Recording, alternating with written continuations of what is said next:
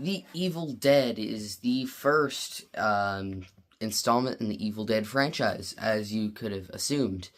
And I don't have my typical intro here. I already watched it in the car, so Evil Dead. I don't think I loved it as much as most people do, but I thought it was good. Goodish, good enough, good for the time. Now, looking at it today, watching it for the first time in 2026, I think it's kind of dated, and I'm sorry for that, but it feels generic, and it feels like I've seen this movie 1,000 times, but that's kind of my fault, because what I've seen is things that copy it. I'm sure this is groundbreaking for the time, but it just looks dated now, and especially it's the low budget of this movie that's really killing me, because if it didn't look so cheap, then I would probably really love this movie. But Sam Raimi made this movie on a budget of like $7. It's his first ever movie, and it's the first in the franchise, so obviously they're not going to fix all of the issues. And don't get me wrong, I don't think this is a bad movie. I was still entertained by it, but it wasn't as great as I think a lot of people say it is. Now, I was kind of expecting this to not be my favorite, because I think I'm gonna like every other movie in this franchise more than this. Again, that sounds really negative, but it's just because I know the last three, being Evil Dead Burn, Evil Dead Rise, and Evil Dead 2013, are like carnage candy movies, and I'm gonna love those.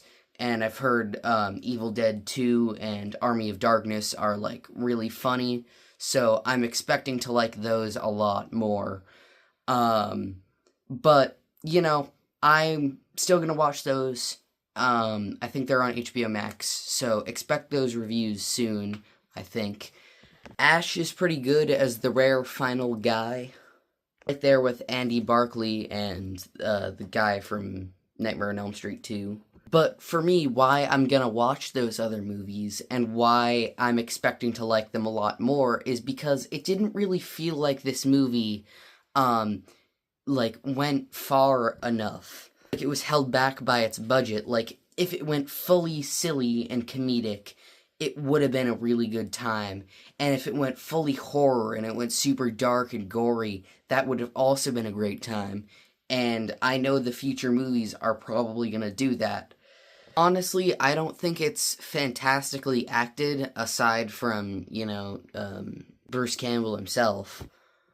So overall, not the best in my opinion, but also not the worst. It could have been a lot worse, and I think it's gonna get a lot better with this franchise, so, yeah. And we can get into the ranking.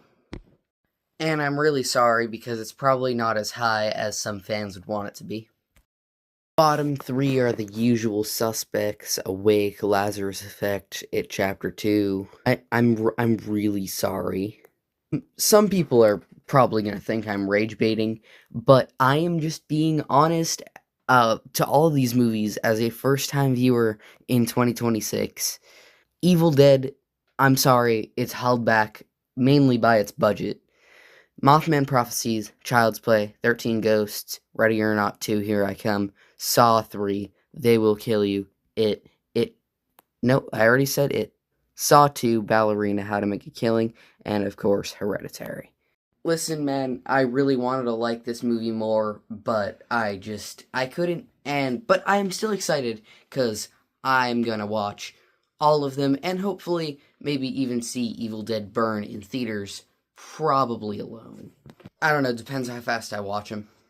It's already been out by the time you're watching this, but also when I'm watching this, or recording this, rather. Next review will probably be Saw not 3. I'm so tired, dude. Next review will probably be Saw X, that is, if it's still on Netflix by the time I decide to watch it. I have half an hour to start it, so I'll be fine. That's pretty much it for my review of Evil Dead. Bye.